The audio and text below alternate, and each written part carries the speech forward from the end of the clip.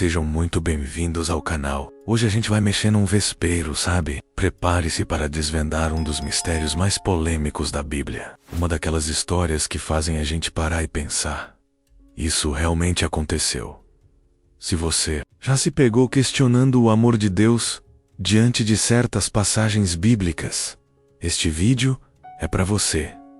Olha só, eu sei que muitos de vocês têm uma fé inabalável, mas eu também sei que algumas histórias bíblicas podem ser um verdadeiro desafio à nossa compreensão. E é exatamente sobre uma dessas histórias que vamos falar hoje. Quando Moisés, o grande líder de Israel, aquele que recebeu as promessas de Deus direto do Monte Sinai, deu uma ordem chocante para matar as mulheres midianitas. Sim, você ouviu, certo? E o que eu quero te dizer é que, antes de você tirar qualquer conclusão apressada, ou sentir sua esperança vacilar, segura a emoção. Existe um contexto, uma profundidade e lições tão poderosas aqui que podem, acredite, fortalecer ainda mais a sua fé e a sua compreensão sobre a justiça e a salvação que vem de Deus. Não é sobre justificar o que é difícil, mas Sabra, buscar entender o coração divino por trás de cada palavra. Então, vem comigo nessa jornada de descoberta. Não esquece de deixar o seu like se você se identifica com essa busca por respostas. E, principalmente, comenta aqui embaixo. Qual a sua primeira reação ao ouvir sobre essa passagem? Hoje vamos mergulhar fundo numa das passagens mais desafiadoras da Bíblia. Uma daquelas que fazem a gente coçar a cabeça e pensar: poxa, mas como assim? Prepare-se para uma viagem que vai mexer com a sua fé e talvez te fazer enxergar Moisés de um jeito que você nunca imaginou. É hora de encarar de frente a ordem de matar as mulheres midianitas e desvendar o que se esconde por trás de um evento tão radical. Sabe, a gente aprende desde cedo sobre o amor de Deus, sobre a salvação que Ele nos oferece, mas aí a gente se depara com um texto como o de Números capítulo 31 e o chão parece sumir. Como é possível que o mesmo Moisés, aquele que ouviu as promessas de Deus no Monte Sinai, pudesse dar uma ordem de extermínio tão brutal? Essa é a pergunta que ecoa na mente de muitos e, convenhamos, não é para menos. Pois é, a primeira coisa que salta aos olhos é a aparente contradição entre a lei de não matarás e essa ordem drástica. Mas, e se eu te disser que o contexto era bem mais complexo do que um simples ato de crueldade? A verdade é que estávamos falando de um momento de pura fúria divina. Uma resposta à sedução que levou o povo de Israel à idolatria com Baal-Peor. Um episódio que causou uma praga devastadora e a perda de milhares de vidas. Imagine a cena. Um povo que acabara de sair da escravidão, que tinha visto o poder de Deus se manifestar no Mar Vermelho, agora se prostituindo espiritualmente com deuses. A esperança que a travessia do deserto trazia parecia ameaçada por essa contaminação. Era um tempo de limpeza, de erradicar o mal que se infiltrava no coração da nação. Um tipo de cirurgia espiritual para salvar o restante.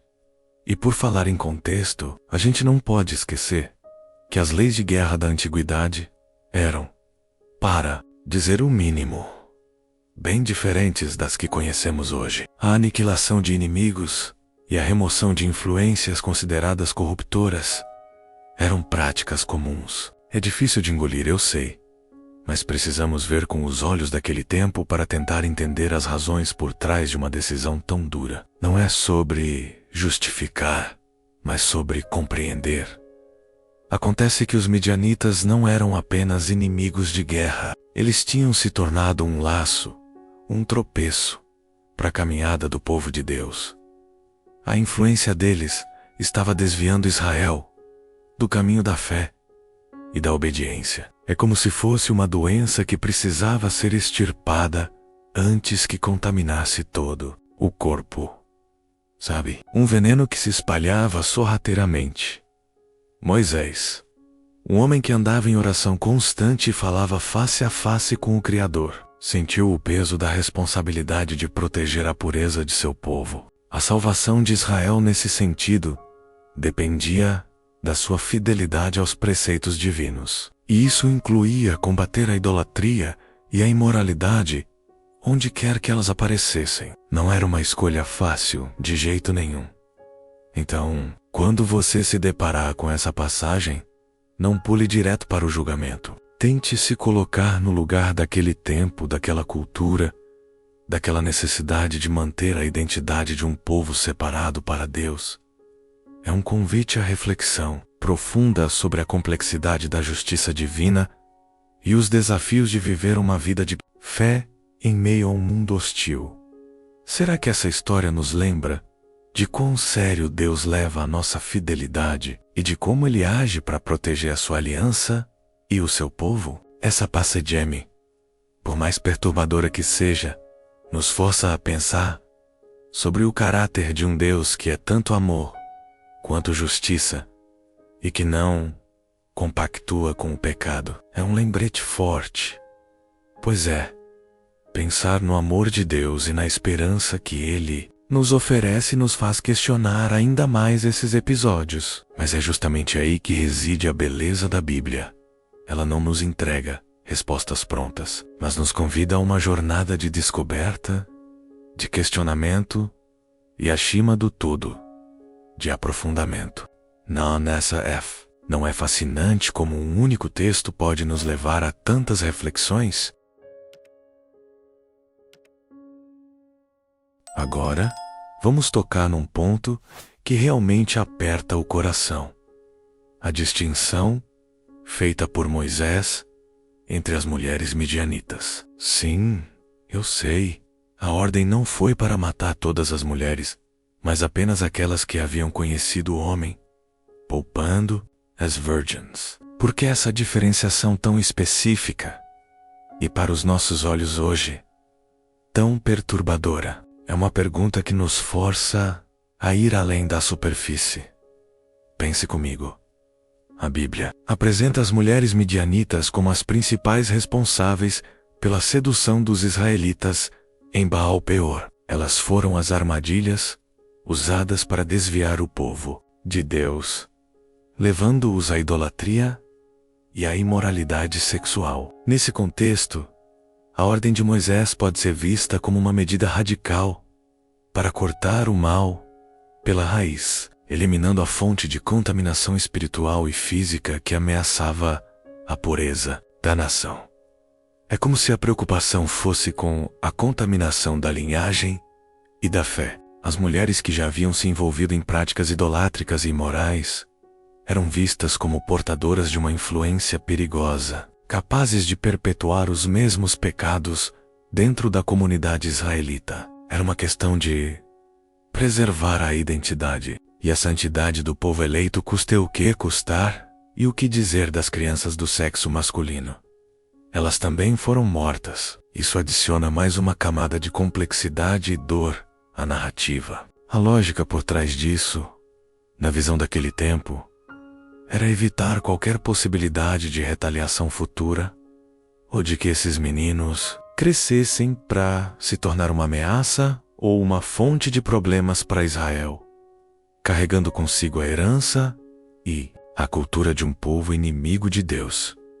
Já as meninas virgens, curiosamente, foram preservadas, porque elas, provavelmente, eram consideradas menos contaminadas pela influência midianita, visto que não haviam participado das práticas sexuais e idolátricas que levaram ao juízo. A intenção, ao que tudo indica, era integrá-las, sociedade israelita, talvez como servas ou futuras esposas, de forma a assimilá-las e purificar-las da influência pagã.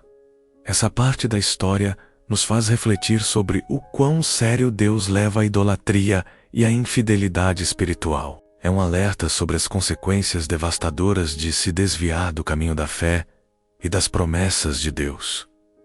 Não é um texto fácil, eu sei, mas ele nos força a confrontar a intensidade da ira divina contra o pecado.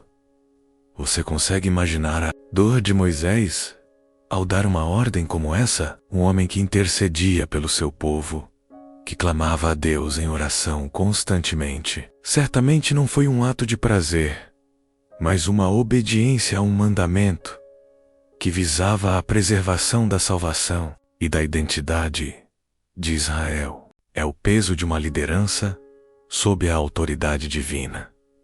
Às vezes, na nossa jornada de fé, nos deparamos com situações que exigem decisões difíceis, medidas drásticas, para proteger o que é sagrado. Claro, não estamos falando de extermínio hoje, mas de cortar laços com o que nos afasta do amor de Deus e da esperança que Ele nos oferece. Essa passagem, de certa forma, nos lembra da necessidade de uma limpeza espiritual em nossas próprias vidas. Essa diferenciação entre as mulheres, embora chocante, serve como um lembrete vívido da seriedade com que a santidade era vista naqueles tempos. Para um povo que estava construindo sua identidade religiosa e social, a pureza era fundamental para manter a aliança com Deus e garantir o cumprimento de suas promessas. É um espelho que nos convida a examinar a nossa própria vida. Então, ao contemplar essa parte da história, somos convidados a refletir sobre a profundidade do juízo divino, mas também sobre o propósito por trás dele. Proteger o caminho para a salvação e manter acesa a chama da fé e da esperança em um mundo que, muitas vezes, tenta nos desviar do amor de Deus. Que lições podemos tirar disso para o nosso andar com o Espírito Santo? Chegamos agora ao ponto que talvez seja o mais crucial para nós hoje. Como se interpreta uma passagem tão dura como essa na Bíblia? É inegável. Essa história de Moisés e as mulheres midianitas é um calo para muitos. Uma daquelas partes difíceis que nos fazem questionar a imagem que temos de um Deus, de amor de Deus e misericórdia. E sim, é perfeitamente normal se sentir assim. A verdade é que a fé moderna muitas vezes se choca com a brutalidade de certos textos antigos. Como reconciliar um Deus que oferece salvação e esperança com um Deus que, em certas narrativas, parece ordenar a aniquilação? É um desafio teológico e tanto um convite a ir além do que a gente acha que sabe e aprofundar nossa compreensão das Escrituras. É aqui que entram as diferentes lentes de interpretação. Alguns estudiosos veem essa passagem de forma alegórica, como uma representação de uma guerra espiritual incansável contra o pecado e a idolatria. A ideia é que o texto não deveria ser lido literalmente como um manual para ações humanas, mas como um poderoso símbolo da necessidade de erradicar o mal que nos afasta das promessas de Deus. Outra perspectiva é a hiperbólica, ascorindal, que a linguagem usada é um exagero intencional para enfatizar a gravidade da ofensa e a necessidade de uma resposta drástica. Pensa comigo. Na cultura daquele tempo, a linguagem muitas vezes era mais intensa para comunicar a seriedade de uma mensagem, sem necessariamente implicar uma ação literal em cada detalhe. E tem também a visão que nos lembra que Deus, embora atemporal em seu caráter, opera dentro do contexto cultural e das leis da época em que se revela. As leis de guerra e as noções de justiça eram bem diferentes da nossa. Isso não significa que a gente precisa concordar com tudo, mas entender o panorama histórico e cultural nos ajuda a não projetar nossos valores de hoje em um passado tão distante. Para muitos, a questão central é o juízo divino sobre culturas que haviam atingido um nível extremo de depravação. Os midianitas, nesse contexto, representavam uma ameaça existencial à pureza do povo de Israel e à sua aliança com Deus. Era uma medida para proteger a linhagem da fé e garantir que as promessas de Deus pudessem se cumprir. Então, qual é a lição para nós, vivendo hoje sob a graça de Jesus e a orientação do Espírito Santo? Essa passagem, por mais desconfortável que seja, nos força a pensar sobre a seriedade do pecado e a santidade de Deus.